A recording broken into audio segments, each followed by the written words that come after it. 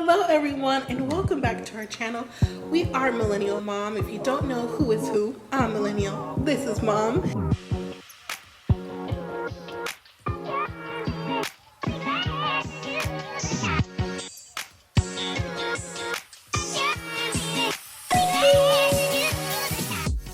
Hello everyone and welcome back to our channel. If you're new here, I'm Mom or Kay from Millennial and Mom, and tonight we're going to talk about Love During Lockup, Season 4, Episode 6, Jail Bait and Switch. Please don't forget to hit that like button, subscribe, share, and don't forget to leave your comments. We have a membership. If you're interested, we have the information in the description box below. Okay, so let's get started. Now, last week, I didn't do Love During Lockup because the holidays were coming up and things like that. So we're actually going to talk about episode 5 and tonight's episode 6. Now, on last week's episode, let me just break it down for you if you saw it or maybe you didn't. Ty met with Boston to talk about the engagement. Now, if you remember, or if you don't know, Ty is engaged to Hottie, and so is Boston. Now, both of these rings were given to these ladies by Hottie's cousin. I can't remember her name, but they're both engaged now. And so the thing with this is Ty found out first, and she found out the information by her cousin, who's in the music industry, who has some ties to Hottie, but Hottie doesn't know that Ty's cousin is the person he's talking to, also like, in the music industry. So yeah, Hottie got caught up like that. So then Ty has a bright idea, right? She decides to call Boston to talk. Now, I don't know why Boston would meet to talk. And I know Millennial would say, and other people would say, it's production. Because when we met Boston in their first season, things didn't go right with Ty trying to fight Boston over Hottie and the sweatshirts and all kind of nonsense, right? But Boston decides to come meet Ty, and the conversation is tense, as Ty normally is, even when she's not trying to fight somebody or prove her point. Ty just gets to the point and asks Boston, so, I see your ring. Oh, that's a nice ring. So who you engaged to? And Boston's like, what do you mean? She goes, I'm engaged to Hottie. And there goes Ty. No, you're not. I'm engaged to Hottie too, B. Just all this nonsense for no reason. Listen, Ty knows that Hottie is still talking to Boston. And why are you upset? Because Ty has a list of men that she's talking to as well. So I don't get it.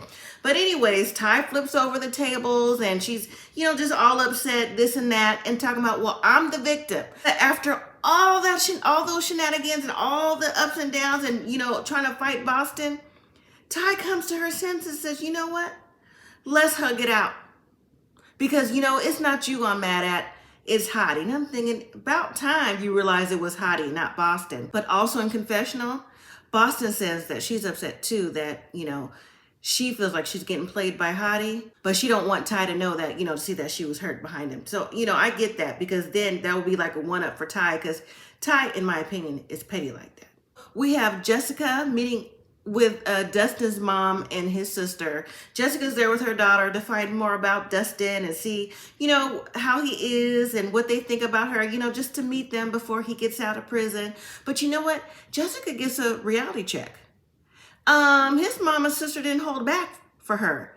They were saying, they've heard this all before. He's done this with other women. And oh, by the way, Dustin is not only a drug addict, but, he's a heavy drug addict. He's on meth. And that's something that Jessica didn't seem like she knew. But anyways, Jessica's feelings are real hurt about this. And the mom and the sister is like, if this is what you really want to do, okay. Now you know. Chelsea and Mikey. So Chelsea is on the way to meet Mikey's mom, but Mikey's grandmother is also there too. And they talk about meeting a lawyer because Mikey had that health scare. He had a stroke and no one was really telling them what was going on. So Chelsea is there to talk to the mom and the grandma about getting a lawyer, to see like what kind of recourse that they can have, because, it wasn't right, the things that happened to Mikey. Like no one told the family what was going on, and, they just couldn't get no kind of information, and it was conflicting information. And Mikey's mom is also a nurse too, so she's wondering like if they told her what was going on, like she would be able to understand the medical terms and lingo, stuff like that, but they didn't receive that type of information. So when Chelsea was there talking to Mikey's mom, Mikey happens to call on the phone, and so Mikey is, while he's talking with his mom, Mikey's mom is translating to Chelsea. Chelsea can read lips, but she can't hear Mikey on the phone because it's not a video call. Chelsea says, "I love you" to Mikey, and I guess that was the first time they heard each other's voice. Not sure why that is, but that was just a phone call. Melissa and Louie. So Melissa is determined to talk to not just Mama Donna. She goes and talks to Louie's ex-boss at the pizza place he's to work at, and just trying to find out information about Louie. I think that Melissa is upset that Mama Donna said that when Louie comes home from prison, like he's gonna stay with her for a minimum 2 years. And see, that is not what Louie told Melissa. And so she's like trying to find out who else knows about the plan that Louie's gonna come back home to live. So when she meets with his old boss, and yeah, he said that when Louie gets out, they had a conversation that he would be able to come back as long as he's clean to come back to work there. So that just threw Melissa all the way off. And then the boss also mentioned that the thing that Mama Donna said, that he was taking yoga classes. And, after the conversation with the boss, why did Melissa go to the yoga studio that this lady who takes her time out to go to the prison to teach them yoga, to find out what she looked like and why she was really, she's sizing up her man. See, Melissa, not only is she living that teenage lifestyle, she's stuck like half her life ago at like 15 or something like that. To have to go around to see like what it is. And the next step, there was Justine and Michael. Justine is at home. Her cousin comes over to see her. They talk about Michael and where he's getting his money from. That's the cousin's main concern. I think the cousin probably talked to her mom too, because the mom probably was telling her that, Justine got a Mercedes SUV from Michael. Like, where's he getting his money from? So the cousin is trying pick her brain about what's going on. But Justine is standing firm, talking about she don't know, she don't ask.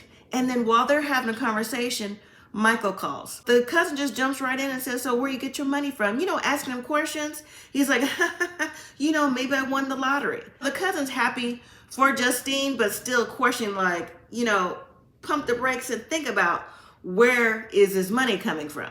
So now we have Mark and Cincinnati. Now, okay, so Mark is an entrepreneur, and we see him at a construction site. Apparently, Mark is going to build up housing for single mothers with babies who may have just transitioned from the prison system. He's talking to one of the foremen on the job, and then he's mentioning about Cincinnati and getting her pregnant, and just all the things he was talking about in the previous episode.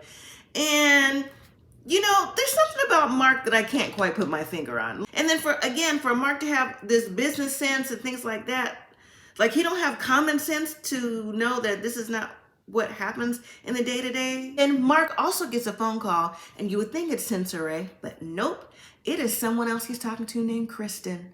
And he's talking to Kristen, and he's just throwing the idea out like, well, what do you think? I'm trying to do this transitional housing for women that are from prison, getting pregnant, single moms, things like that. And she's like, "Oh yeah, cool, that's a great idea." So while he's on the phone with Kristen, Cincinnati calls. And so he's like, "Hold on, let you talk to her." And he's like, "Kristen meets Cincinnati. Cincinnati meets Kristen."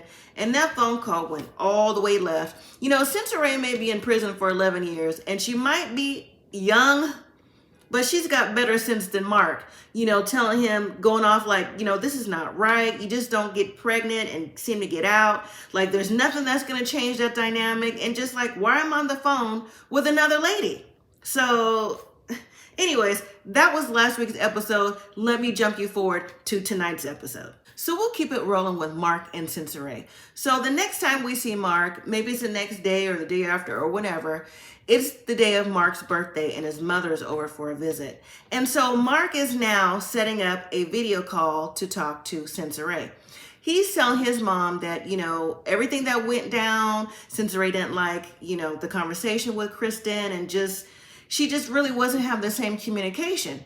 And he just wasn't sure why. I mean, when he's talking, he's like really like looking off in the abyss as to like, I don't know why she wouldn't talk to me. And I just don't understand. Maybe if I'm nicer to her, you know, I can make things right. We can move forward. And I'm thinking, she's got a better sense in her head than you do. So when the video call comes in, just like I said, Sensei is like, you know what? Why did you do that? Why'd you have me on a call with someone else?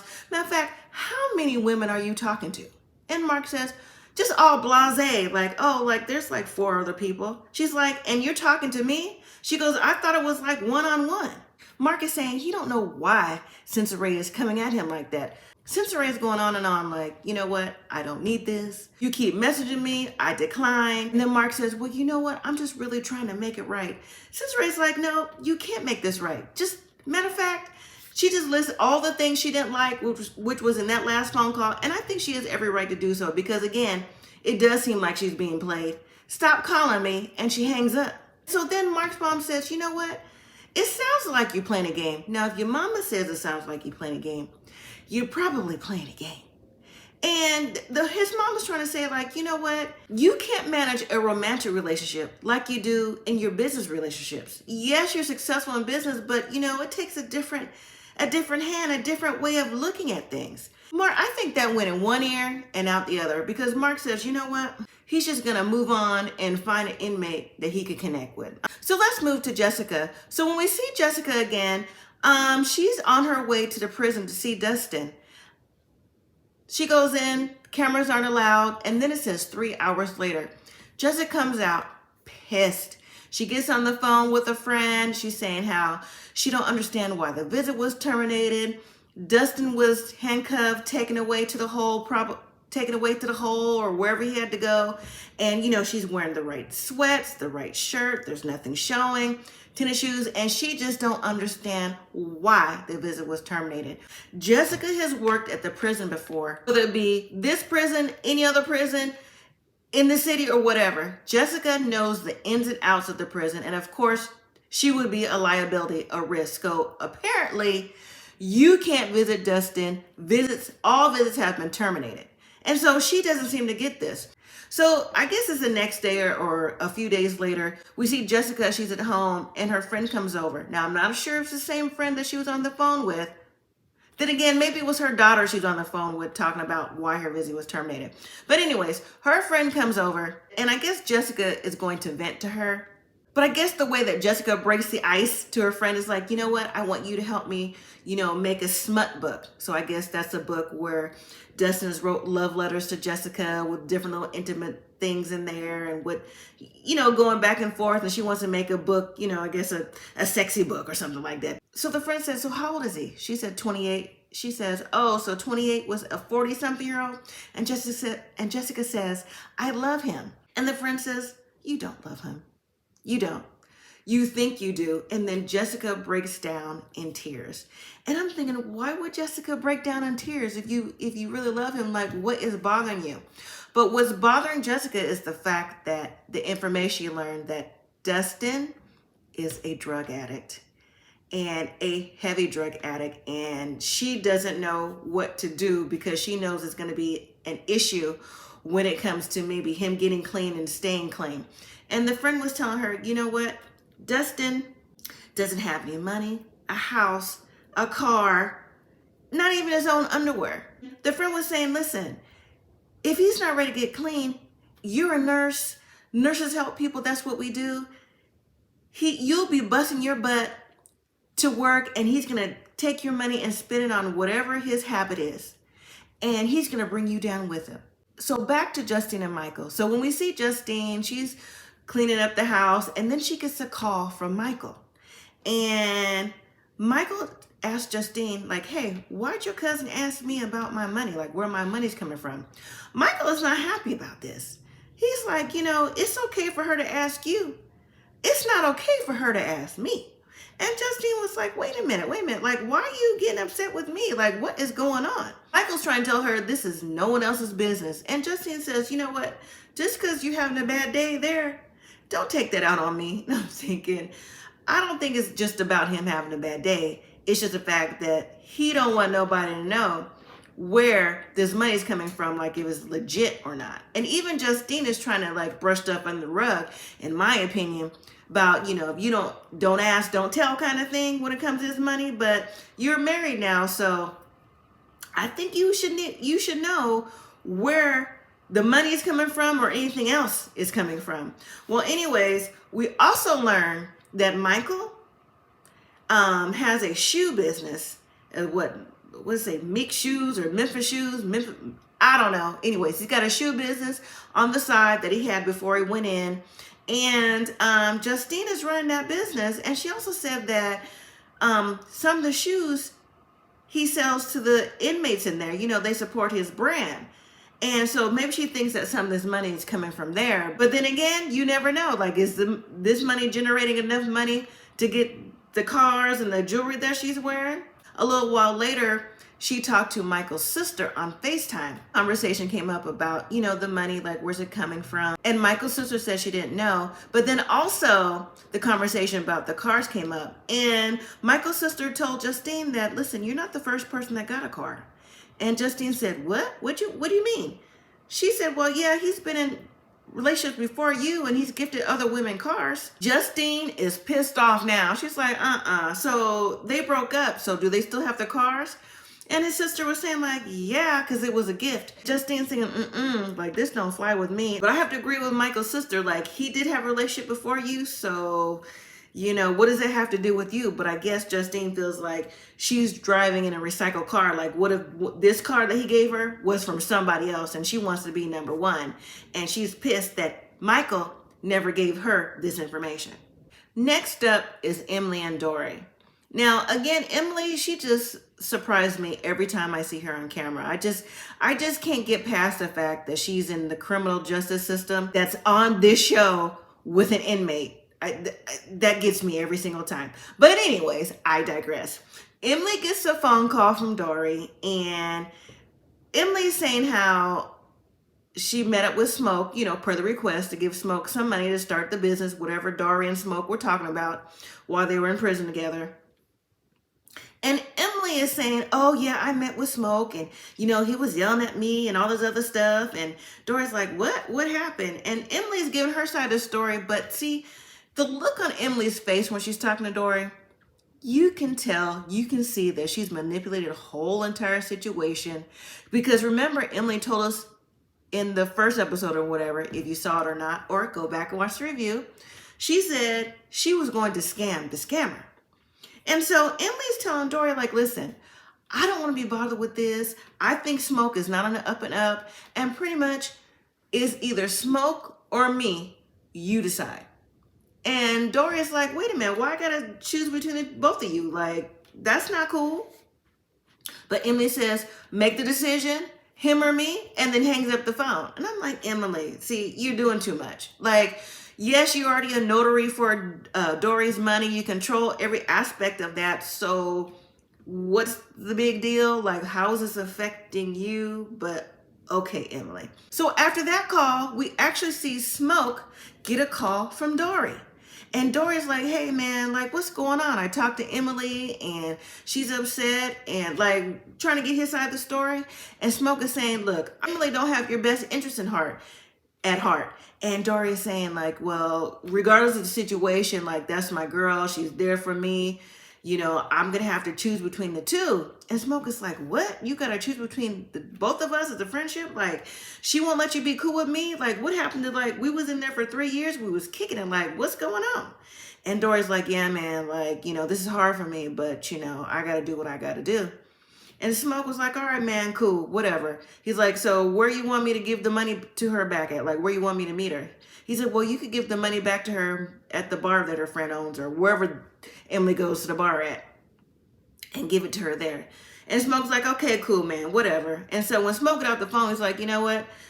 Hey, it is what it is. Next up, Chelsea and Mikey. So Chelsea has finally made it to see Mikey's mom, and they're on the way to the lawyer's office to get, you know, information about what they can do for Mikey. Do they have a case? Do they feel like they could get some money by the way he was treated or not treated with his health condition?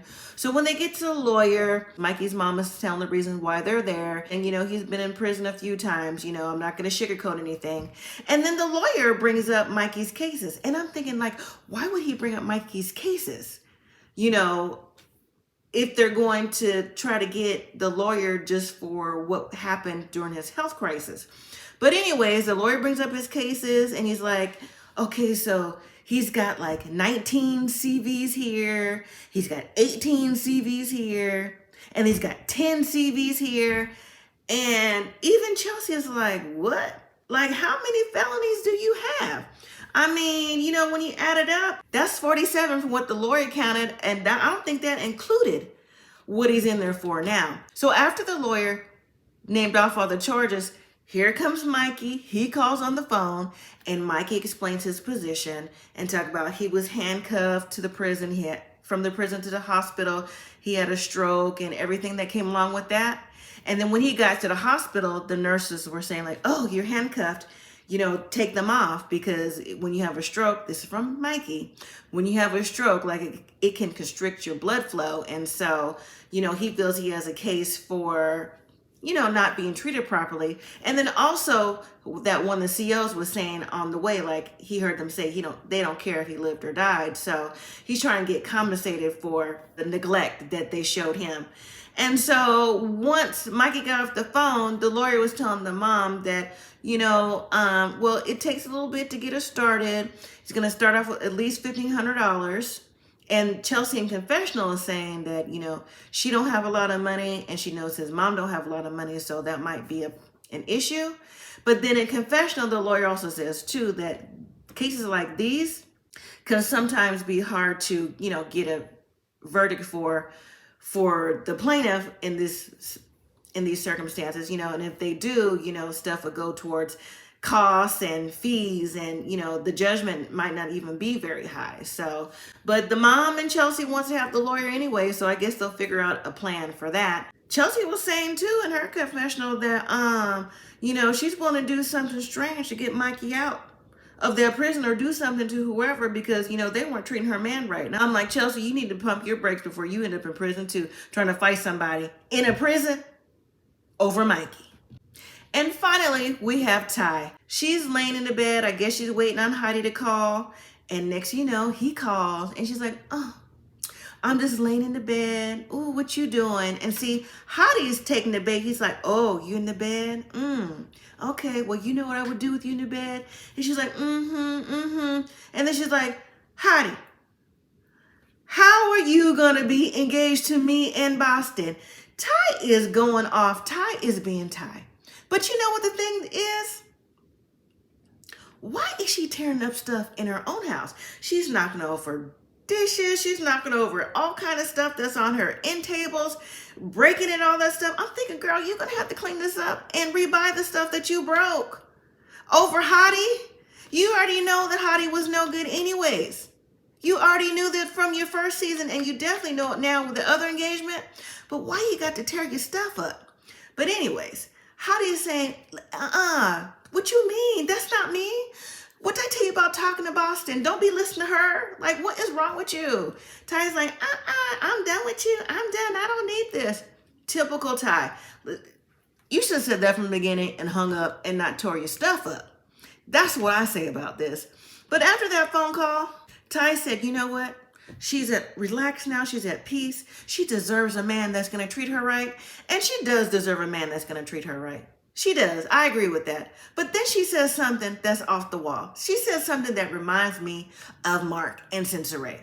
Talking about her number one spot is now open. So it's time to move up number 2. And see, Hottie was on the spreadsheet that Ty has. Ty has like about 5 people on her spreadsheet. So I guess Ty has scratched Hottie off the list and moved up. I can't remember the name that she talked to, but moved him up the list. It was the guy that called when Hottie's cousin gave her the ring the first time. So Ty likes this drama and she like it. I love it. And I'm going to use Smoke's words. For her, it is what it is. All right, everyone. So that was last week's episode and this week's episode combined. So I'm now caught up on the show. Tell me what y'all thought about this. I mean, this episode was a little bit better. I mean, it picked up a little bit, but I don't know. I'm actually ready for the next season to drop because this season right here, I don't know, there's something about it, again, I can't put my finger on. But anyways, everyone, I thank you all so much for watching. Don't forget to hit that like button, subscribe, and leave your comments. And until next week, everybody, live simply, be grateful.